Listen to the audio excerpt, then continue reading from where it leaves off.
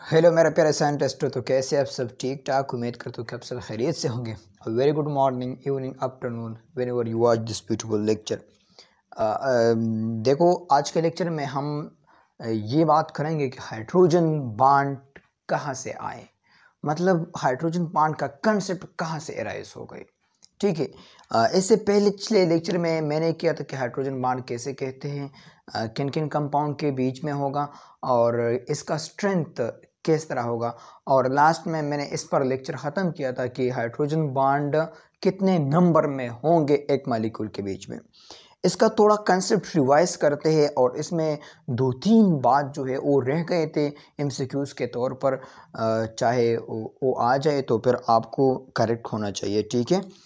देखो, सबसे पहले मैं बात करता हूँ number of hydrogen bond. Number of hydrogen bond in a compound. मुझे पता है ये मैंने किया है, लेकिन थोड़ा रिवाइज करते हैं और इसमें कुछ बातें हैं जो कि न्यू है। और वो उस वक़्त लेक्चर के दौरान बिजली गई और फिर वो लेक्चर मैंने स्टॉप किए थे, तो दो तीन बातें जो है रह गए थे। ठीक है। सबसे पहले बात ये है, अगर आप एचिप में देखें तो मैंने आपको कहा था कि एचिप में बॉन्ड कितने हैं, कितने हाइड्रोजन बॉन्ड है। तो एचिप में हाइड्रोजन बॉन्ड 1 है। इसी तरह मैंने आपको कहा था कि आपके पास NH3 है, तो NH3 में हाइड्रोजन बॉन्ड कितने हैं? NH3 में हाइड्रोजन बॉन्ड 2 है। और मैंने आपको ये भी कहा था कि हमारे पास H2O है। H2O में हाइड्रोजन बॉन्ड कितने हैं? H2O में हाइड्रोजन बॉन्ड NH3 में हाइड्रोजन बॉन्ड 1 है और H2O में हाइड्रोजन बॉन्ड 2 है। ये तीन MCQs मैंने किए थे और ये अक्सर MCQs में आते हैं और सबसे इम्पोर्टेंट जो है कॉन्सेप्ट है, ये आपको आना चाहिए। लेकिन देखो, यहाँ पर एक बात और है। बात ये है कि अगर आप HF को देखें, या चलो मैं एग्जांपल लेता हूँ कि आप NH3 को देखें। ये हमारे पास NH3 है, नाइट्रोजन हाइड्रोजन हाइड्रोजन, और ये भी हमारे पास हाइड्रोजन है। ठीक है।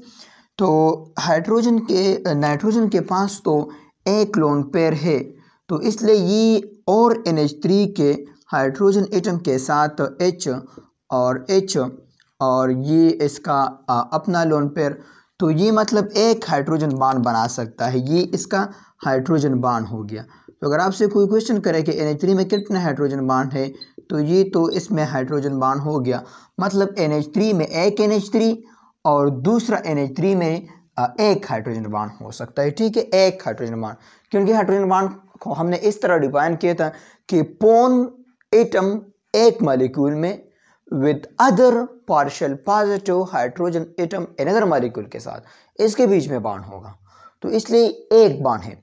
लेकिन MCQs अगर इस तरह आ जाए, the probability the maximum number of hydrogen bond form by one NH3 molecule, तो फिर आपके पास कैसे होगा? देखो, मैं MCQs इस तरह लिखूंगा। MCQs अगर आपके पास इस तरह आ जाए, the maximum number of hydrogen bond form by NH3 molecule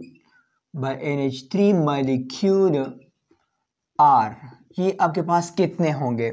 option A आपके पास से इसमें जो है 1 आता है, ऑप्शन बी इसमें 2, ऑप्शन सी इसमें 3 और ऑप्शन डी इसमें 4 आता है।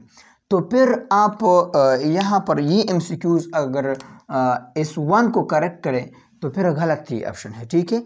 अभी आपसे क्वेश्चन यहाँ पर पूछा गया है कि the maximum number of hydrogen bond form by NH3, मतलब NH3 कितना maximum number of hydrogen bond form कर सकता है।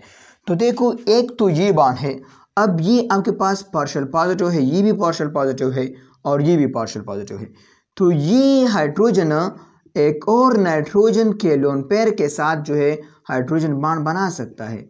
इसी तरह ये और नाइट्रोजन के लोन पेयर के साथ हाइड्रोजन बॉन्ड बना सकता है। इसी तरह ये भी एक और नाइट्रोजन के लोन पेयर के साथ भी हाइड्रोजन बॉन्ड बना सकता है। तो अगर आप इस NH3 को देखें तो इस NH3 का एक हाइड्रोजन बॉन्ड ये, एक हाइड्रोजन बॉन्ड ये, इसी तरह एक हाइड्रोजन बॉन्ड ये और एक हाइड्रोजन बॉन्ड आपके पास ये हो गया। तो मतलब अब NH3 आपके पास, ये ऑप्शन आपके पास ठीक है, 4 हाइड्रोजन बॉन्ड बना सकता है।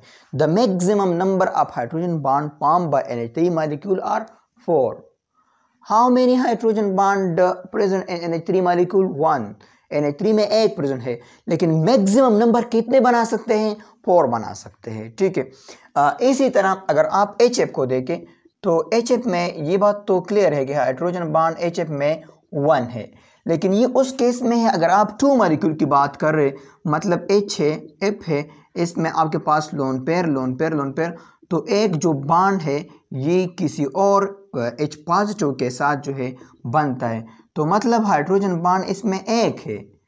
लेकिन अगर आप HF को देखें इसमें लोन पेयर, इसमें लोन पेयर, इसमें लोन पेयर, तो यहाँ पर ये HF के साथ बॉन्ड बना सकता है, ये HF के बॉन्ड बना सकता है, और ये HF के साथ बॉन्ड बना सकते हैं। तो हाइपोथेटिकली अगर आप देखें तो हाइपोथेटिकली जो है HF भी आपके पास जो है 4 बॉन्ड बना सकते हैं, एक ये, एक ये, एक ये, और एक आपके पास ये हो गया, ठीक है, एक आपके पास ये। तो HF में कितने बॉन्ड हैं हाइड्रोजन बॉन्ड? 4। मतलब the maximum number of bond formed by HF are 4। लेकिन देखो अगर आप HF के लिक्विड को देखें और इसमें एक HF मॉलिक्यूल आप स्टडी कर ले, तो फिर HF में 4 बॉन्ड आपको माइक्रोस्कोपिकली, आप फिजिकली, प्रैक्टिकली आप नहीं देख सकते, इसमें सिर्फ 2 बॉन्ड एग्जिस्ट करते हैं। वाह यार, इसमें 2 बॉन्ड एग्जिस्ट है, कैसे? देखो तो अपने पास MCQs इस तरह लिखे, the hydrogen bond in HF में कितने हाइड्रोजन बॉन्ड है?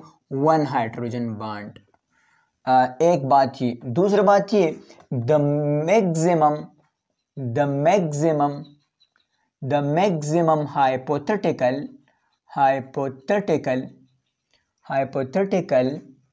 The maximum hypothetical hydrogen bond form by HF are, ये आपके पास क्या है?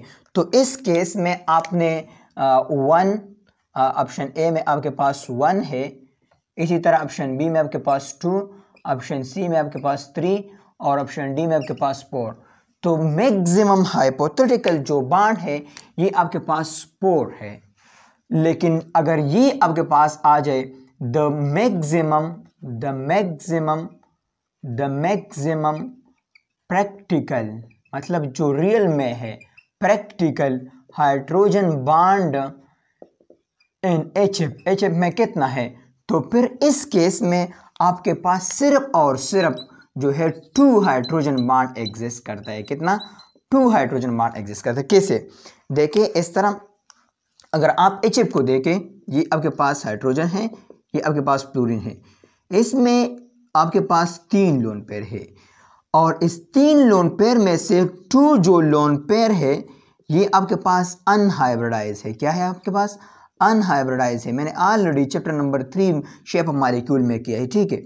और ये एक लोन पेयर जो आपके पास है ये आपके पास हाइब्रिडाइज है। क्या है आपके पास? हाइब्रिडाइज है। तो इसलिए ये हाइब्रिडाइज जो लोन पेयर है, ओनली दिस विल टेक, ये जो है आपके पास हाइड्रोजन बॉन्ड में हिस्सा लेगा। ये आपके पास not take part in bond hydrogen bond formation, ये हाइड्रोजन बॉन्ड में हिस्सा नहीं लेगा।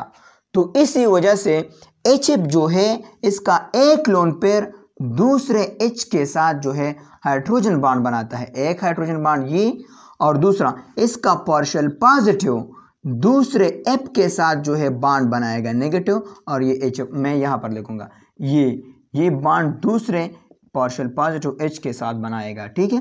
तो मतलब HF ने अब यहाँ पर एक hydrogen bond, 2 hydrogen bond. The maximum practical hydrogen bond form by HF are कितना? आपके पास 2 बनते हैं। The maximum hypothetical bond form by HF are 4 है। और अगर सिंपल आ जाए कि the hydrogen bond in HF, तो फिर इसके बाद ये बात का मतलब ये कि एक HF का दूसरे HF के साथ हाइड्रोजन बॉन्ड कितना है, तो फिर आपके पास 1 हाइड्रोजन बॉन्ड आता है। इसी तरह NH3 का अगर आ जाए, NH3 में बॉन्ड कितना है हाइड्रोजन बॉन्ड, तो इसका मतलब ये है कि एक NH3 का दूसरे NH3 के साथ कितना है, तो फिर आपके पास 1। The maximum practical hydrogen bond formed by NH3 are 4। The maximum practical hydrogen bond formed by NH3 are 4। इसी तरह अगर ये एस आ जाए, the maximum hypothetical bond formed by NH3 molecule, वो भी आपके पास 4 है। ठीक है, आपके पास क्या है, 4 है। H2O के केस में अगर आप देखें, देखो H2O के केस में देखें, H2O के केस में आप देखें तो 2 हाइड्रोजन बॉन्ड जो है फॉर्म होते हैं। ये आपके पास क्या है, अगर सिंपल एमसीक्यूज आ जाए, the hydrogen bond in H2O are 2, मतलब 2 H2O के बीच में कितने हाइड्रोजन बॉन्ड आ सकते हैं, तो 2। अगर इस तरह एमसीक्यूज आ जाए, maximum hydrogen bond in H2O, इसमें कितने हो सकते हैं, तो फिर आपके पास 4 हाइड्रोजन बॉन्ड आ सकते हैं। कैसे, देखो ये आपके पास ऑक्सीजन, ये आपके पास हाइड्रोजन, ये भी आपके पास हाइड्रोजन, इसके साथ एक लोन पेयर, इसके साथ एक लोन पेयर। अब इसका पार्शियल पॉजिटिव दूसरे के ऑक्सीजन के साथ जो है बॉन्ड बना सकता है ना, इसी तरह इसका भी ऑक्सीजन के साथ बना सकता है ना। एक हाइड्रोजन बॉन्ड ये, एक हाइड्रोजन बॉन्ड ये पार्शियल पॉजिटिव की वजह से ऑक्सीजन ने बनाया है, H2 ने बनाया है। अब ये भी किसी दूसरे H के साथ हाइड्रोजन बॉन्ड बना सकते हैं, और ये भी किसी दूसरे H के साथ जो है हाइड्रोजन बॉन्ड बना सकता है। तो एक ये भी हो गया और ये भी हो गया, तो मतलब 1 2 3 और 4। तो H2O में जो मैक्सिमम बॉन्ड है वो भी आपके पास 4 हाइड्रोजन बॉन्ड है, प्रैक्टिकली और हाइपोथेटिकली दोनों।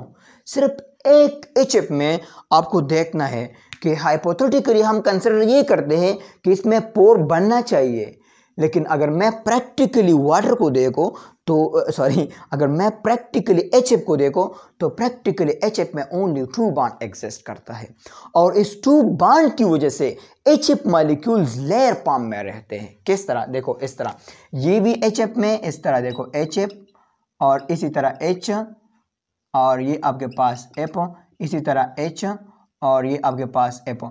इसी तरह एक लेयर कंप्लीट हो गया, दूसरे इसके बाद HF, फिर आपके पास हाइड्रोजन बॉन्ड H और ये आपके पास F। इसी तरह लेयर जो है आपके पास हाइड्रोजन बॉन्ड H और F, HF HF HF। इसी तरह लेयर फॉर्म में एग्जिस्ट करते हैं 2 हाइड्रोजन बॉन्ड की वजह से। तो ये एमसीक्यूज आपने याद रखना है। HF exists in layer form Y due to hydrogen bond.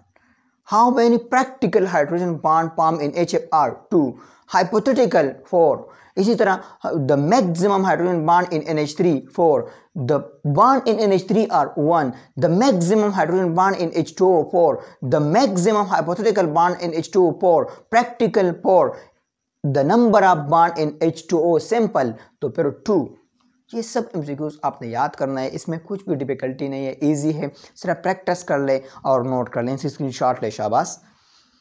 मिटा दे, चलो मिटा देते हो। अब अपने पास हेडिंग डाल दो, प्रूफ ऑफ हाइड्रोजन बॉन्ड, मतलब हाइड्रोजन बॉन्ड का कंसेप्ट कहाँ से आ गया है। ठीक है, तो हेडिंग डाल दे, proof of hydrogen bond, proof of hydrogen bond, HB bond. ठीक है, प्रूफ ऑफ हाइड्रोजन बॉन्ड। तो मैं इस तरह लिखूंगा, the proof of hydrogen bond, the evidence of hydrogen bond come from the study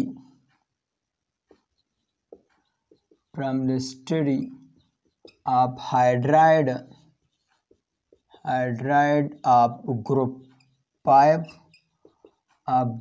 5, इसी तरह ग्रुप 6 एंड ग्रुप 7।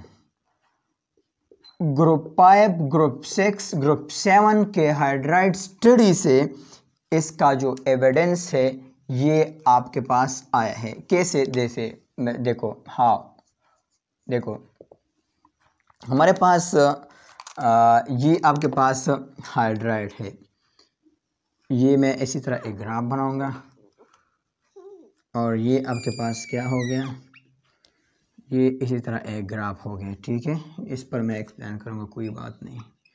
और यहाँ पर मैं लिखूँगा कि ये आपके पास ग्रुप 5 एलिमेंट है, और ये आपके पास मैं लिखूँगा ये आपके पास ग्रुप 6 एलिमेंट है, और इसी तरह मैं लिखूँगा ये आपके पास ग्रुप 7 एलिमेंट है, ठीक है। आपके पास क्या है, ग्रुप 7 एलिमेंट है। देखो ये ग्रुप 5, ग्रुप 6, ग्रुप 7 एलिमेंट है। ग्रुप 5 को जल्दी जल्दी रिपीट करो, शाबाश। कौन से है ग्रुप 5 में आपके पास, जैसे कि आपको पता है, नायला, पलवशा, आयशा, सब बेकार। इसी तरह आपके पास ग्रुप 6 में जो एलिमेंट है ओ, एस, से, टी, पू। इसी तरह इसका जो आपके पास है फ्लोरीन, क्लोरीन, ब्रोमीन और आयोडीन, ये आपके पास है। अब सर इसमें क्या है, देखो इसमें तो बहुत नॉलेज है। अगर मैं ग्रुप 5 की हाइड्राइड की बात करूं तो ग्रुप 5 की हाइड्राइड का मतलब ये है कि ग्रुप 5 का जो एलिमेंट है इसके साथ हाइड्रोजन लगा दे। कोई बात नहीं यार, सिंपल है, ठीक है। तो देखो आपने सुना है कि अगर मैं हाइड्रोजन को N के साथ लगा रहा हूँ तो कितना लगाऊंगा, NH3 लगाऊंगा। NH3 आपने देखा है, NH5 आपने नहीं देखा है, ठीक है। NH2 नहीं है, ये नहीं है, ठीक है, NH3। इसी तरह अगर इसके साथ आपने 3 लगाया तो इसके साथ भी 3 लगाए, NPH3, ASH3, SBH3। ये सब आपके पास क्या हो गए, ये आपके पास ग्रुप 5 के हाइड्राइड हो गए। अगर आपसे कोई क्वेश्चन करे कि मुझे बता दे कि ग्रुप 5 के हाइड्राइड कौन कौन से हैं, तो simple NH3, PH3, SBH3, ASH3, ये आपके पास ग्रुप 5 के हाइड्राइड है। बस ग्रुप 5 का एलिमेंट और हाइड्रोजन। अगर आपसे कोई क्वेश्चन करे कि मुझे ग्रुप 6 का हाइड्राइड बता दे तो वो भी इजी है। देखो यहाँ पर जो है H2O, ये तो आपने देखा है, सिंपल सी। अब इसी तरह यहाँ पर 2 लगा दिया तो यहाँ पर H2S, H2Se, H2Te, ये सब आपके पास ग्रुप 6 के हाइड्राइड है।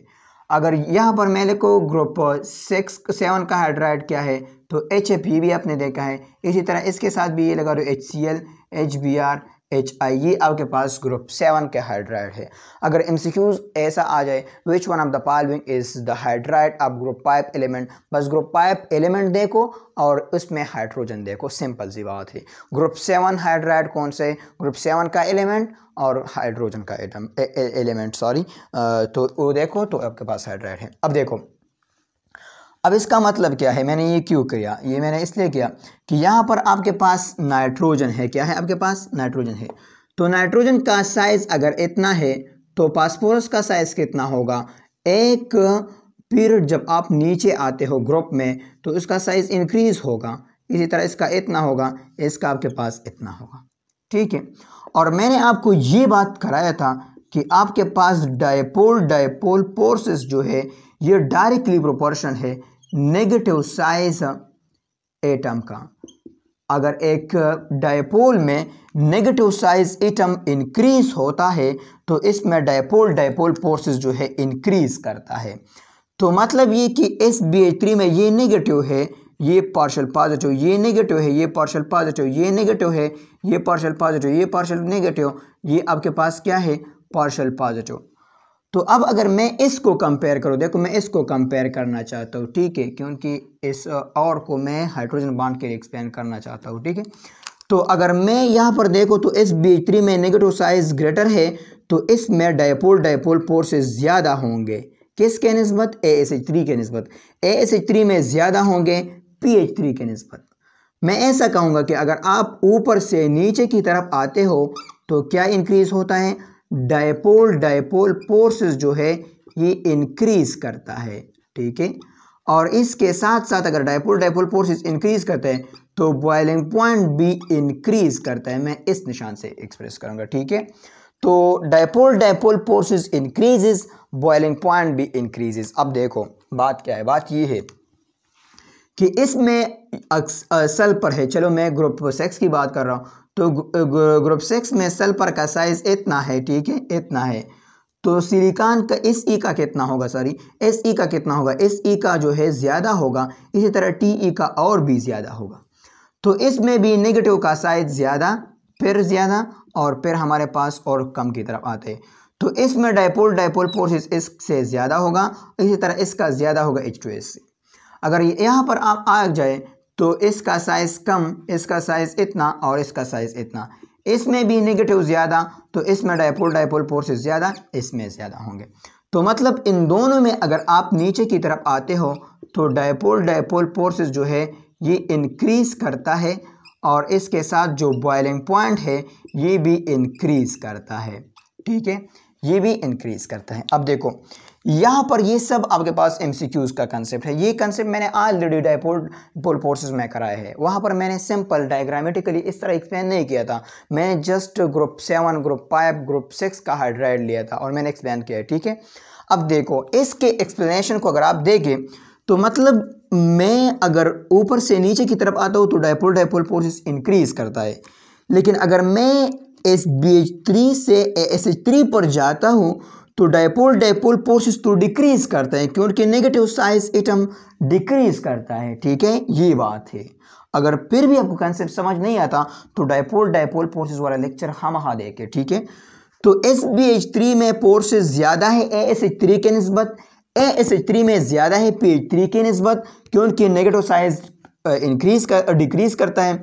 अब PH3 में ये जो नाइट्रोजन है NH3 में, तो PH3 से तो ये भी साइज कम है, तो होना तो ये चाहिए कि NH3 में ये फोर्सेस बहुत कम होगा क्योंकि इसमें नेगेटिव साइज कम है। ठीक है, इसी तरह H2S में जो फोर्स ऑफ अट्रैक्शन है ये ज़्यादा होना चाहिए H2O की निस्बत, और HCl में जो फोर्स ऑफ अट्रैक्शन है ये ज़्यादा होना चाहिए HF के निस्बत क्योंकि Cl का साइज इतना तो F का साइज इतना है आपके पास।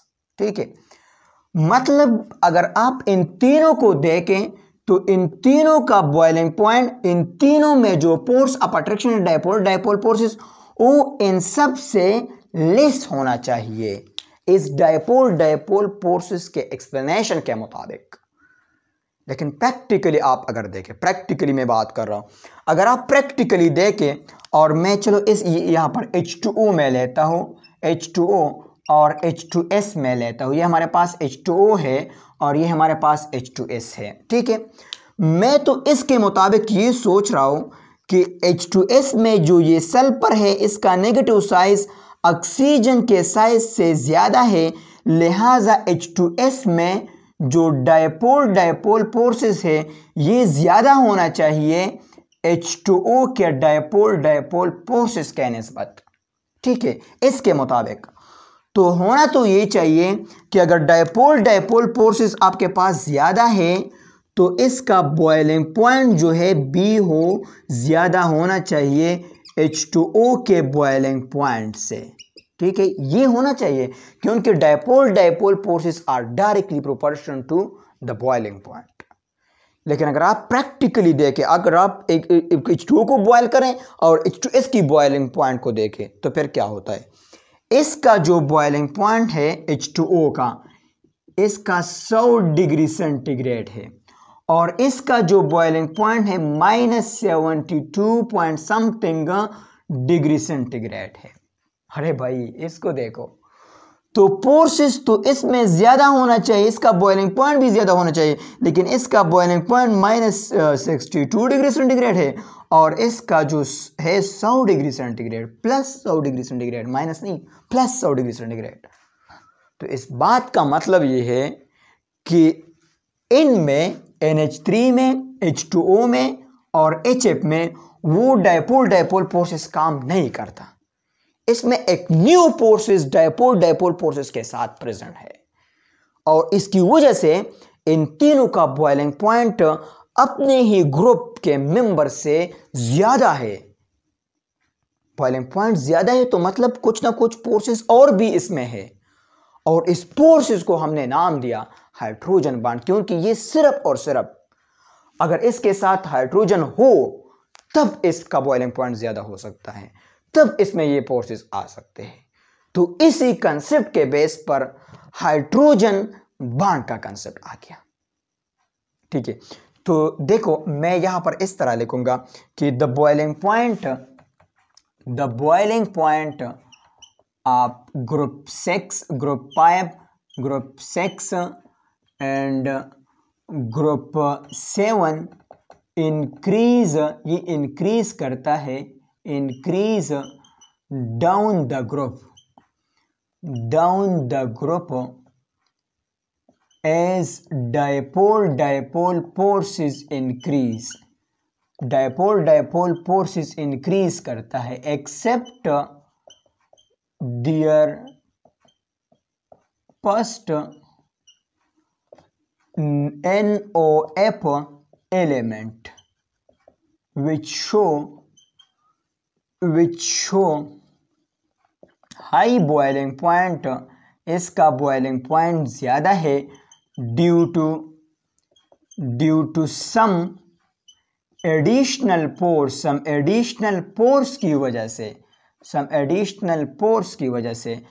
and that additional pores, और इस additional pores को, and that additional pores are called hydrogen bond, इसको हमने हाइड्रोजन बॉन्ड का नाम दिया। Why? क्यों हाइड्रोजन बॉन्ड का नाम दिया? बिकॉज क्योंकि दिस कंसेप्ट, ये कंसेप्ट जो है, this concept are only arise in hydride पोन के हाइड्राइड में अराइज होता है, इसलिए हमने उसको हाइड्रोजन बॉन्ड का नाम दिया, हाइड्रोजन पोर्स का नाम दिया। तो यहां पर कंसेप्ट समझ में आया? बोलो समझ में आया? अगर समझ नहीं आया ना, तो मतलब इस बात का यह है कि आपने डायपोल फोर्सेस वाले लेक्चर अच्छी तरह अंडरस्टैंड नहीं किया।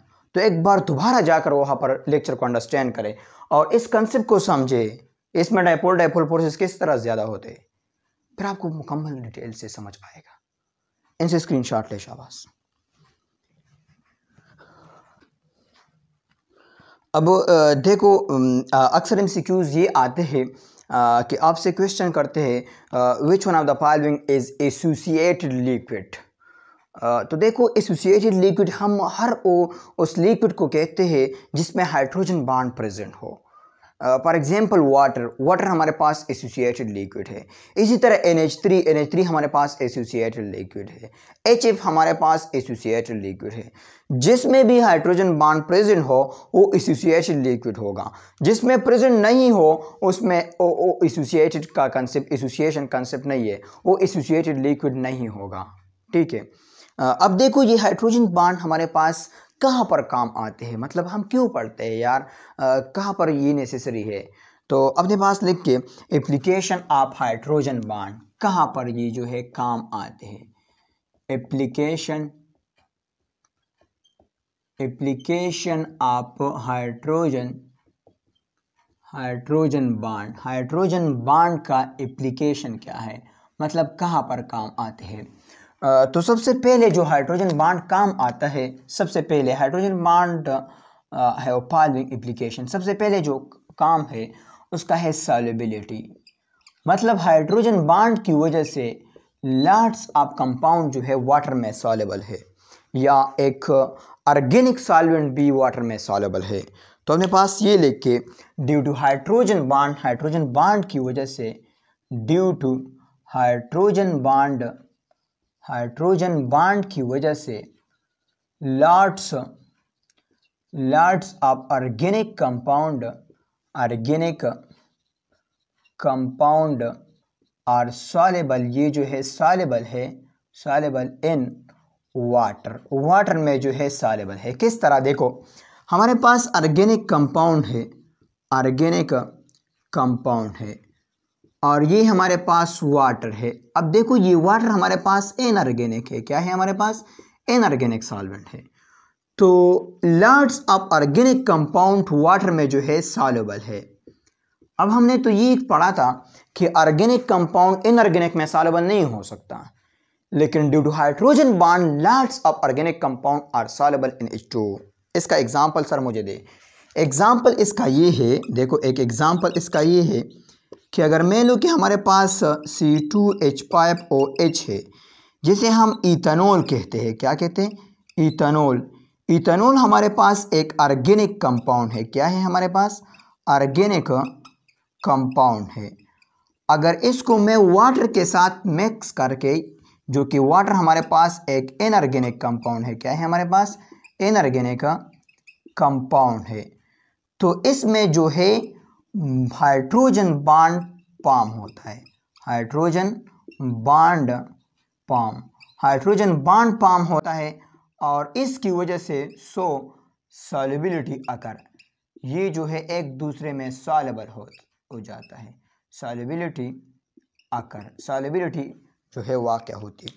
अब सर मुझे ये बताओ कि हाइड्रोजन बॉन्ड किस तरह फॉर्म होते हैं इसमें? तो देखो इस तरह फॉर्म होते हैं।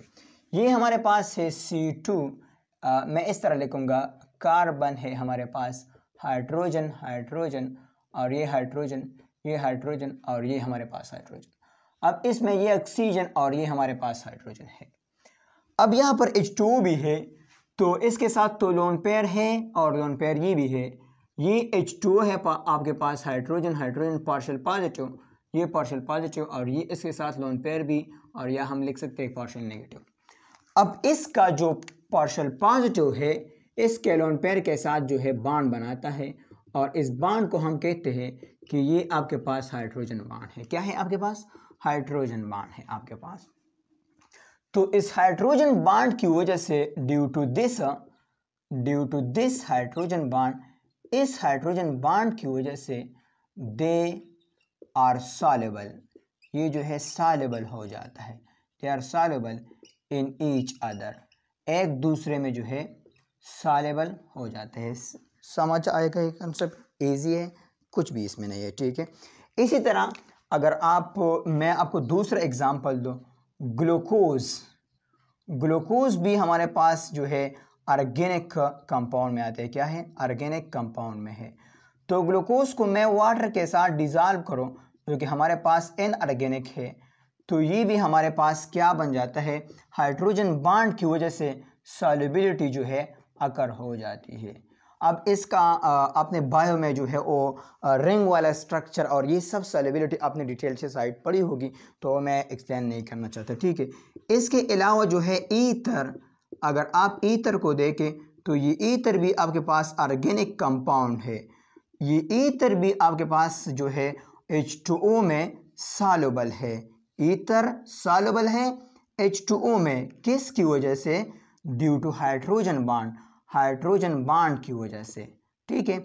इसी तरह एटसेट्रा लॉट्स ऑफ एग्जांपल है। अब आपको समझ में आ गए कि lots of organic compound soluble होते हैं वाटर में, किसकी वजह से? हाइड्रोजन बॉन्ड की वजह से। हाइड्रोजन बॉन्ड कब बनेगा? जब उसमें OH आ जाए, जब उसमें पॉन वाला एटम आ जाए। अब इसका ये जो पार्ट है ये आपके पास जो है कंप्लीटली ऑर्गेनिक पार्ट है।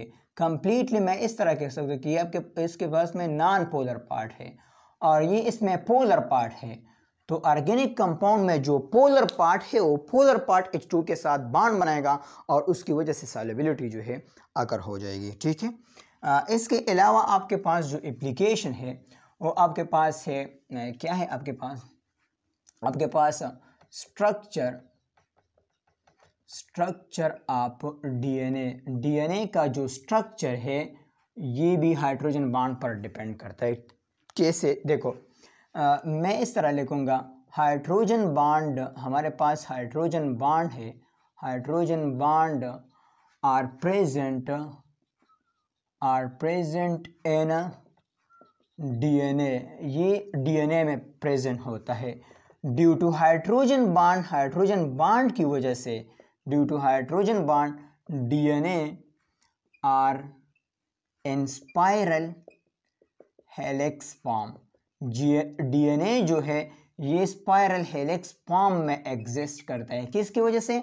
हाइड्रोजन बॉन्ड की वजह से। अब देखो ये आपके पास डीएनए का स्ट्रक्चर है, देखो इस तरह, देखो ये आपके पास क्या है? ये आपके पास डीएनए का स्ट्रक्चर है। अब आपने ये भी बताया कि यहाँ पर एडेनिन है, फिर थायमीन है, फिर साइटोसिन है, गुआनिन है। तो एडेनिन जो है थायमीन के साथ डबल बॉन्ड बनाते हैं, थायमीन एक अदर पर एडेनिन के साथ डबल बॉन्ड बनाते हैं, साइटोसिन ट्रिपल बॉन्ड बनाते हैं गुआनिन के साथ। तो एडेनिन के पास ये जो डबल बॉन्ड है, ये डबल बॉन्ड ये आपके पास 2 हाइड्रोजन बांड है। इसी तरह गुआनिन साइटोसिन के साथ जो बांड बनाता है ये ट्रिपल बांड, ये आपके पास 3 हाइड्रोजन बांड है। तो इसको एमसीक्यूज के तौर पर याद करना है, ठीक है, सबसे इजी है और अक्सर पेपर में आते हैं कि एडेनिन थायमिन के साथ कितने बांड बनाते हैं, तो 2।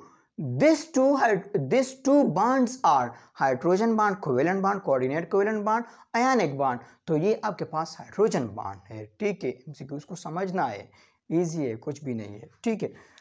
इसके अलावा जो एप्लीकेशन है ऑर्गेनिक कंपाउंड या organic compound structure, organic compound जो स्ट्रक्चर बनाते हैं उसका जो स्ट्रक्चर है ये भी हाइड्रोजन बांड पर डिपेंड करता है। तो मैं इस तरह लिखूंगा ड्यू टू हाइड्रोजन बांड की वजह से organic lots of organic compound, lots of organic compound structure, lots of organic compound structure exist combinedly, ये combinedly फॉर्म में एग्जिस्ट करता है, स्पायरल फॉर्म में एग्जिस्ट करता है, ग्लोब फॉर्म में भी एग्जिस्ट करता है, ठीक है। जिस तरह कि आपको पता है कि न्यूक्लिक एसिड हमारे पास है, क्या है हमारे पास, न्यूक्लिक एसिड है। न्यूक्लिक एसिड को आप देखें तो ये आपके पास इसी तरह मतलब एक मटेरियल और ये सब में पाए जाते हैं। तो ये किस वजह से, ये हाइड्रोजन बांड की वजह से। इसी तरह आप डिफरेंट फाइबर है, इस फाइबर का स्ट्रक्चर आपके पास जो है हाइड्रोजन बांड की वजह से जो है मतलब एक कंबाइन फॉर्म में एग्जिस्ट करता है। इसी तरह कोलेजन जो प्रोटीन है मसल्स में वो भी कंबाइनली एग्जिस्ट करते हैं, किसकी वजह से, हाइड्रोजन बांड की वजह से। केराटिन जो प्रोटीन है जो कि आपके पास जो हेयर और नेल में एग्जिस्ट करते हैं वो भी है कंबाइन फॉर्म में एग्जिस्ट करते हैं, किसकी वजह से, हाइड्रोजन बांड की वजह से। तो lots of organic compound exist combinedly due to hydrogen bond की वजह से, ठीक है। इसको लिख के शाबाश, इसमें कुछ और भी एमसीक्यूज कंसेप्ट है, शाबाश। देखो मैं यहाँ पर लिखूंगा 4 नंबर हमारे पास है स्ट्रेंथ, या मैं इस तरह लिखूंगा क्लीनिंग एक्शन। क्लीनिंग एक्शन आप जानते हो, क्लीनिंग एक्शन कहते हैं सफाई का मतलब ये कि अब due to hydrogen bond the cleaning action जो है ये आता है। अब हाइड्रोजन क्या करता है, ये क्लीनिंग एक्शन में क्या होता है, देखो आपके पास ये आपके पास एक ड्रेस है, ठीक है, ये आपके पास एक ड्रेस है और इस ड्रेस में सपोज आप खाना खाते हो और इस पर ऑयल जो है आ गए, तो अब अगर आप H2O के साथ ये ऑयल आप धोते हो तो ये ऑयल H2O के साथ नहीं जाता, ठीक है। अब जब ये नहीं जाता तो आप क्या करते हो, आप इस यहाँ पर डिटर्जेंट जो है लाते हो। तो डिटर्जेंट्स क्या करता है, इस वाटर का हाइड्रोजन बांड ब्रेक करता है और फिर ये अब डिटर्जेंट इस ऑयल के साथ बांड बनाता है और फिर जो है वाटर के साथ भी बांड बनाता है और आप इसको रब करते हो तो इससे ये ऑयल जो है ये दूर होता है। ये किसकी वजह से, ड्यू टू हाइड्रोजन बांड की वजह से। ये भी हाइड्रोजन बांड का एक एप्लीकेशन है, ठीक है। इसी तरह पाइप नंबर पर जो है मतलब एडहेसिव, ये ज़्यादातर जो एडहेसिव है ये एडहेसिव काम करता है वर्क ऑन हाइड्रोजन बांड के तौर पर काम करता है। देखो आप एक चीज़ को किसी दूसरी चीज़ पर चिपकाते हो तो ये उसके साथ हाइड्रोजन बांड भी बना सकता है, ठीक है। इसी तरह आपके पास ये जो है एडहेसिव पोर्स जो होता है, एडहेसिव पोर्सेस जो आपके पास है, एडहेसिव पोर्सेस एक जाइलम है या फ्लोएम है, इसमें जो वाटर ऊपर की तरफ जाता है तो ये वाटर इस वाल के साथ जो है हाइड्रोजन बांड समटाइम बनाता है, तो वो आपके पास क्या है, हाइड्रोजन बांड है। ये भी आपके पास एक इंडिकेशन आप हाइड्रोजन बांड है। इसके अलावा भी आपके पास 2 रह गए, शाबाश, इसको लिख के शाबाश लिख लें, स्क्रीनशॉट लें से लिख लिया, मिटा दें, चलो मिटाता हूँ। तो 7 नंबर पे आपके पास है स्ट्रेंथ ऑफ एसिड का स्ट्रेंथ जो है ये भी हाइड्रोजन बांड पर डिपेंड करता है। देखो अपने पास ये लिखे द स्ट्रांगर